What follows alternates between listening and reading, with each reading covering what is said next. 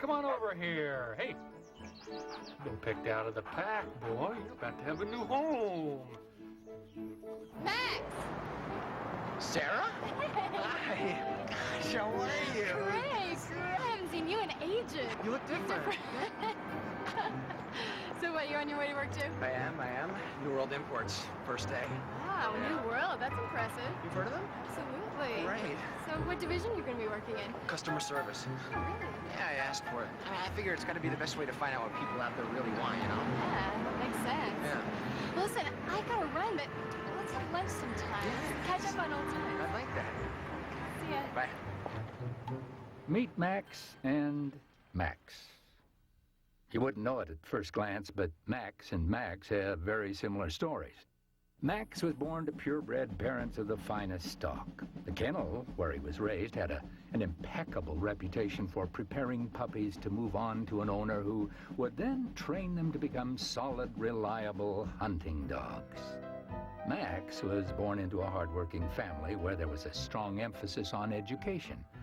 Max loved school, did well, and received a scholarship to a noted university, graduating with honors.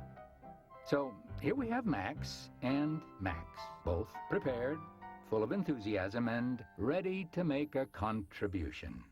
Max couldn't wait to meet his new master. He imagined himself on a crisp autumn morning, moving slowly through the tall grass. Suddenly, he locks onto the scent of a game bird. The voice of his master rings out in praise. Good boy, Max. What a dog.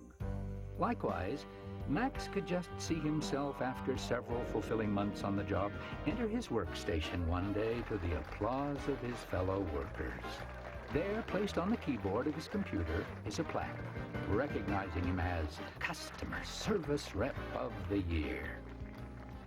Such were the dreams of Max and Max, dreams of service and meaningful contribution.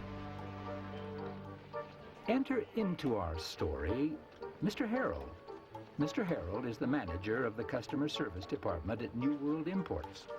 He's also the new owner of a hunting dog.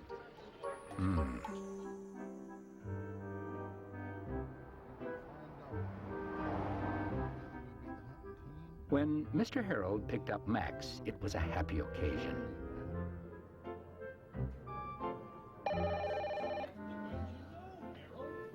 If you've got all these really great ideas, then put them to work in your own department. Okay? Likewise, when Max arrived at New World on his first day, Mr. Harold greeted him in an atmosphere of great warmth and welcoming. Mr. Harold talked to Max about his new home, about hunting, and about, well, life in general. Max listened. In his office, Mr. Harold told Max about the company's goal to put the customer first. Service, service, service, he said, as he showed him a nice custom version of the department mission statement hanging on his wall. And Max listened. Time went by. You ready to work on our basic skills this morning, boy? Max learned quickly. Sit, stay, lie down, front. All these were performed without hesitation. More than anything else, I want you to learn to stay on the lawn. Got that? I didn't buy you to go running and jumping in the water any old time you want. That's for me to decide. Then why did you buy me? He thought. Meanwhile, Max became intimately familiar with the higher meaning of practices and procedures. And they request something that falls outside of the guidelines. What do you say? I say, I'm sorry, ma'am, or sir, but company policy doesn't allow me to do that. What is that referring to in this case, sir? Doesn't matter. It doesn't? Absolutely Then not. why did you hire me, he thought. And time went by.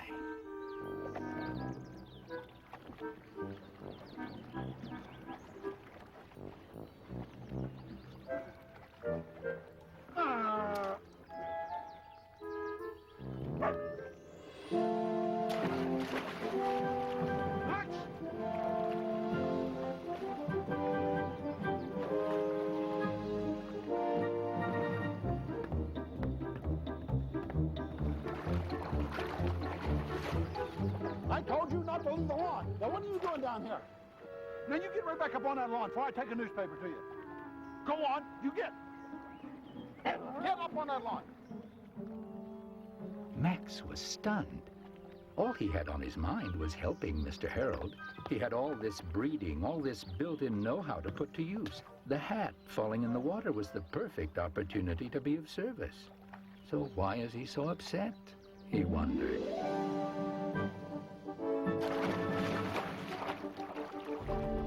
Max! Front! Yes, sir? Sit. Sit? Have a seat. Of course, sir. Thank you, sir. Tell me about DeWalt Travel Associates.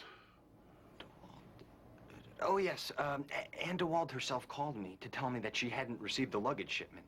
This was the second time, and she was headed to Europe for the big travel show. Couldn't wait for regular shipping, so I overnighted it to her. I know all that part. What I want to know is why did you do it? Why? Yes, why? Because when she called, shipping was on a shift change. So? So I couldn't get anyone to answer. So? So after I finished here, I went down to shipping myself, found the right line, and arranged for the overnight shipper to pick it up. You're missing the point of my question. I don't care about all the hoops you jumped through. I just want to know why did you do that? Service, service, service, sir. Don't quote company policy to me, young man. There's a larger issue here.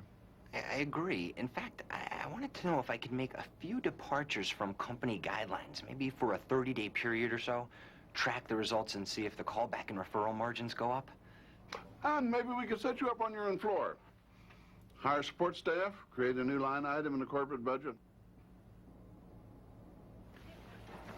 Get your own job figured out first, Max. Then you can start worrying about mine, okay? Yes, sir. Now, Mr. Harold wasn't really a bad man, you see. In fact, he was really quite average.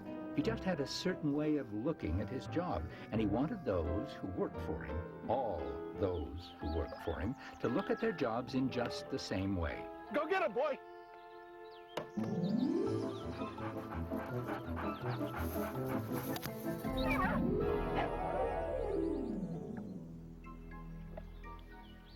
Discipline, boy. Discipline. And so, as time went by, Max learned exactly what Mr. Harold wanted, and he did it. Likewise, Max put his all into following what seemed to be the real New World guidelines of customer service. And as time went by, he came to know exactly what Mr. Harold wanted, and he gave it to him. Allow your research team to use their laptops when they're out of the country.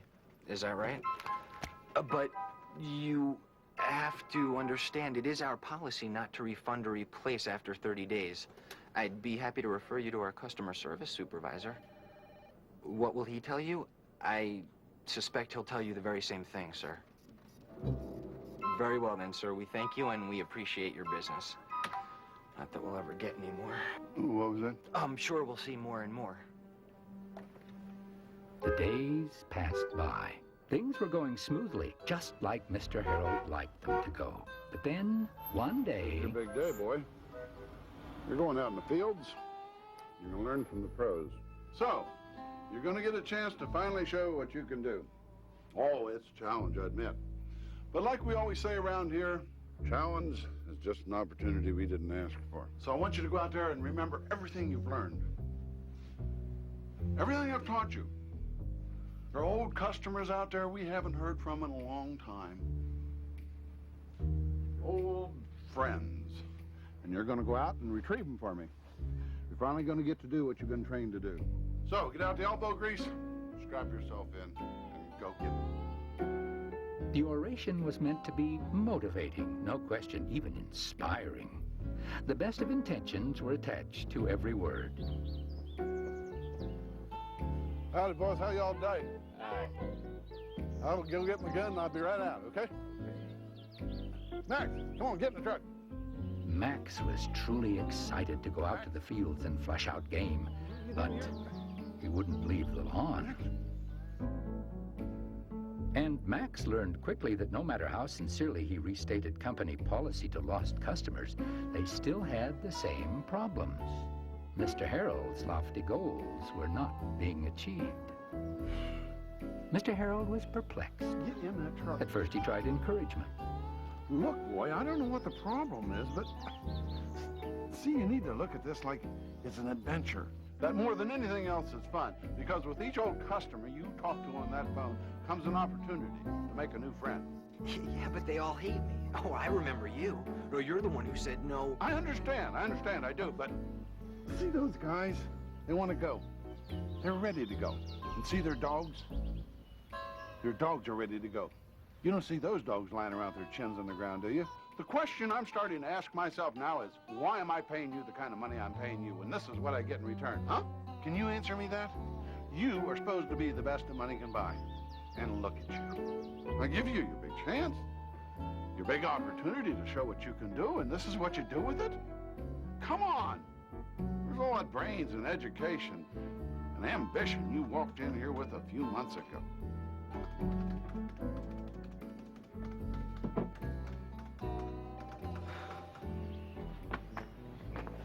So here we have Max, wondering why Mr. Harold was so angry with him when he finally learned to stay on the grass, no matter what.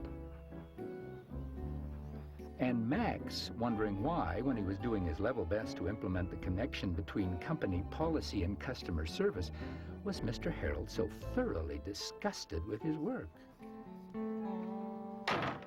Time went by.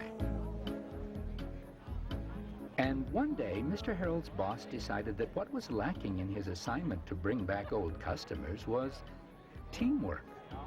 So he suggested to Mr. Harold that he throw a little party for all the customer service reps. Why don't you do it in your own backyard, he said. It'll give it that personal touch. And so he did. Max, you haven't tried my famous ribs yet. Well, They'll melt in your mouth. Best thing you ever ate. My hunting dog, and I use the term loosely, loves them. so, if the dog likes them, well, then I should like them. Makes sense. Thank you, sir. Yes, well, I hope you're enjoying the party. Hey, everybody, come on down here and let me show you what I've been working on all summer. The party was a real success. Mr. Harold was particularly pleased. I just needed to get these people to like me, he thought. Now, when I chew on them, they'll know it's nothing personal. Yeah.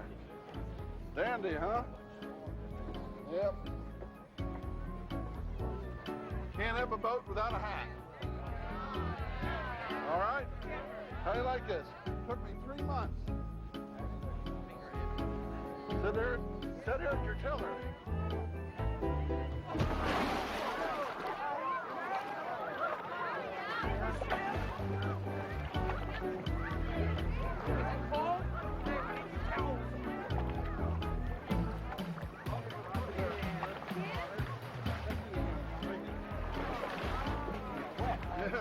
You all go on to the party. You go on to the party. I'll go change. Yeah, I'm fine. You know, just go on. I'll go change. And I'll be all right.